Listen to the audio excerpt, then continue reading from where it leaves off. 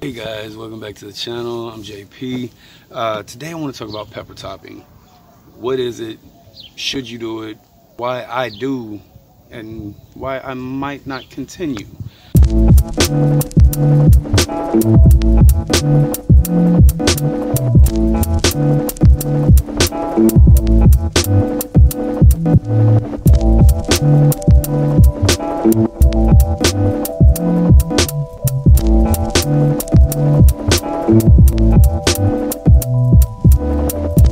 So I actually topped another one, but this one is not topped. I don't know what this is because these seeds were sent to me from a gentleman that was just offering seeds to anybody in Texas that may have lost power and some seedlings in the big storm. I didn't necessarily lose any seedlings, but these are probably two different varieties. He didn't tell me what he sent, and there weren't any labels. So this is definitely going to be kind of a crapshoot of a comparison. But you can see, I mean, this is just one apical growth point. That's right here. This is where your oxen is going to be concentrated and what's going to tell the plant where to grow from. Now, if I come in here and I pinch that off, like I've just done this one, then this is going to sprout lateral shoots and be a bushier plant. Now, bushier doesn't necessarily mean that it's going to make more peppers, but it gives it the potential to give more peppers. So that is something that you're going to have to decide for yourself. So you look at something like this, and now you've got all these extra growth points, branches for more leaves and more flowers. I'm going to tell you something that I've noticed with some of my other peppers that are down in ground. We'll go down and look at those here in just a minute. And capsicum annuums don't seem to respond the same as something like capsicum chinense. I've got jalapenos and poblanos down there in the ground that, well, the poblanos actually look quite bushy, but I think that's just, well, I'm pretty sure those got topped. I'm almost positive. I tend to top all my peppers. I only just now decided that I would let some go without topping, and as you can see, it's really just this one. So my peppers do get topped. However, I don't think I'm going to do it with my capsicum annuums anymore. It just doesn't seem to work all that much. However, capsicum chinense do respond well to topping. I don't really have any up here bushy plant. Now I don't even know what this is anymore. It's definitely not one of my overwinter peppers. As you can see, it's, I don't know if you can see in there, it's just it was just the first round of pepper planting that I did, that I probably planted around mid-December. Because a buddy of mine was having a couple of beers with me, and he decided he wanted to grow some super hots. So I'm actually trying to get some shade cloths over those and see if I can get it to set more fruit in the summer. It's already getting really, really hot, getting close to them triple digits, and it won't be long. It gets to a point where if the leaf surface is so, your plants can't effectively photosynthesize anyway. So definitely think about some shade cloths if you're in a very high climate. Let's go downstairs and check out the in-bed garden. Alright, so these, if I'm not mistaken, and you can see how low to the ground that is. Please forget the weeds. This is still a kind of new-ish area. You can see that is not a very tall plant. I topped that way too early. Got really bushy, and then with all the rain we were having, it was just, you know, a little haven for pill bugs and roly-polies, or whatever you want to call them. Here's another. Again, I don't really remember what all these are. I'm trying to get in here. See, these beans are really, so okay. Yeah, we've got some fruit set there. Not really sure. If anybody knows what that might look like to y'all, let me know. There's a lot in this bed. I'm not even trying to identify half that stuff. I mean, I know what's over here, but then I've got, these are some annuums. These, I think these are just regular jalapenos. Ooh, there's a good size one right there. That's gonna go with my steak tonight.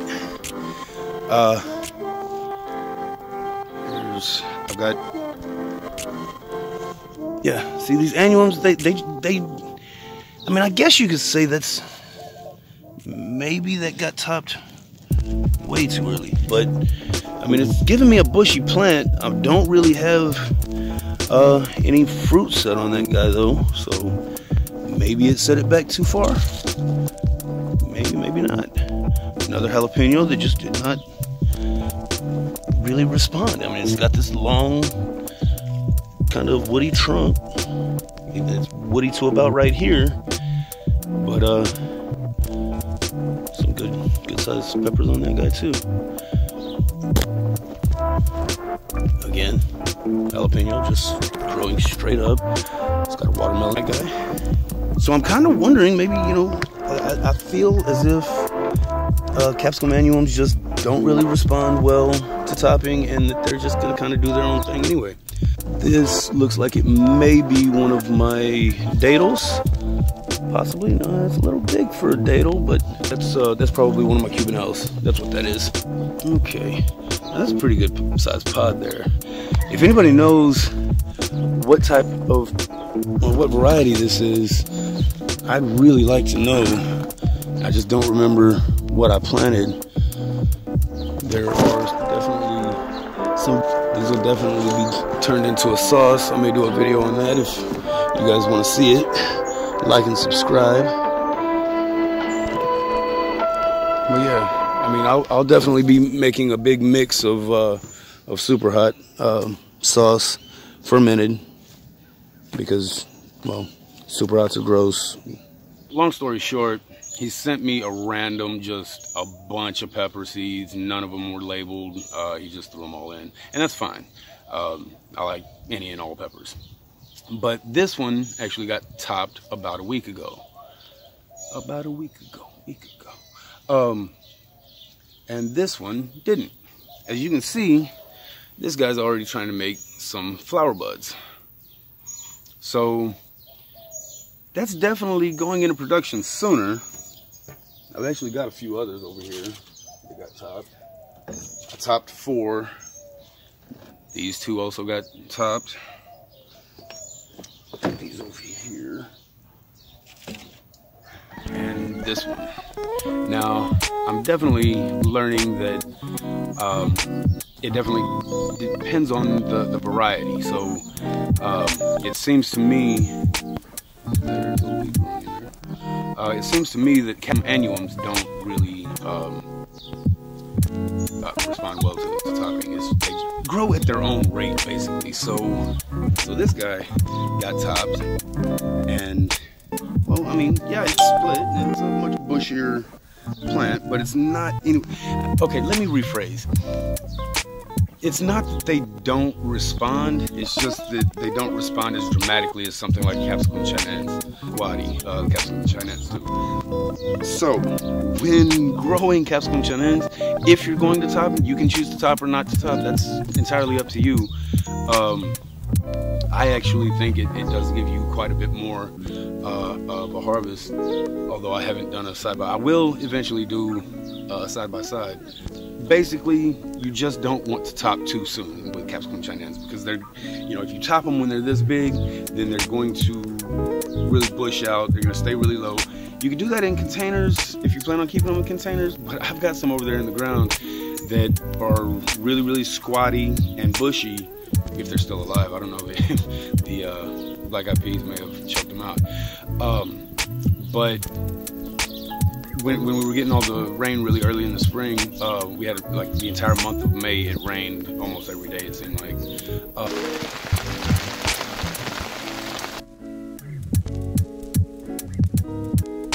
Those plants ended up with a lot of wood lice or roly-polies, whatever you want to call them, and they probably got chewed up pretty bad. These have a lot of extra growth.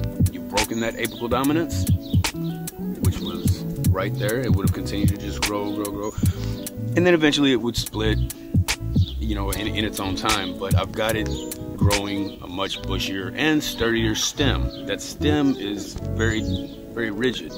So I typically prefer to do my peppers in at least a 7-gallon grow bag if I'm going to do grow bags, which I don't always, but I prefer to. But every now and then I get a little desperate and I don't have enough bags, or I'm just being super lazy because I don't want to go and fill another one with soil. And I had this one already filled. This is a 3-gallon grow bag, and as you can see, this was watered last night very well. And in the Texas heat, yeah, that's wilting already. So this 3-gallon would definitely need to be watered every single day in the Texas summer. And anytime you're in a hot climate, you need to be watering, especially if you're growing in something very small. Keep in mind, this is, you know, gonna breathe and let a lot of evaporation off. So definitely, but yeah, 7-gallon is great. 10 gallons, I've got a couple of 10 gallons. This one up here, right over my left shoulder, it's a datel. It's over winter. I'm hoping it's a datel. I didn't plant so many super hots this year. I just don't like the taste. I thought that maybe some of the different varieties would have different tastes than the Reaper. Like I said, I planted Reapers back in 2015 for the first time, and the taste was awful. It wasn't the heat. The heat was fine. I mean, it dissipates in, you know, like 5 minutes. Not a big burn at all. Chocolate Reapers, I believe they're CPRs. Chocolate Primo Reaper. I had those last year that I actually made a really awesome sauce out of, fermented sauce. And you know, all of those peppers fresh just taste like hot garbage to me. Habaneros are probably about as hot as you're gonna get without completely ruining the flavor, as far as what I know. If any of you guys happen to know of any really flavorful super hots, drop a comment down in the comment section. I would really appreciate it. Just turn me on to something that is gonna melt my face off but still not taste like ass. Sorry. Yeah, I don't know. Somebody's got to do something about that. I'm not a fan of sacrificing all of the flavor of a good pepper for just a bunch of heat and a gross taste. So anyway, hope you guys learned something, or at least enjoyed my pepper collection this year. Hit like and subscribe. I really appreciate it. Keep growing, guys. I mean, this is fun. Take care, guys.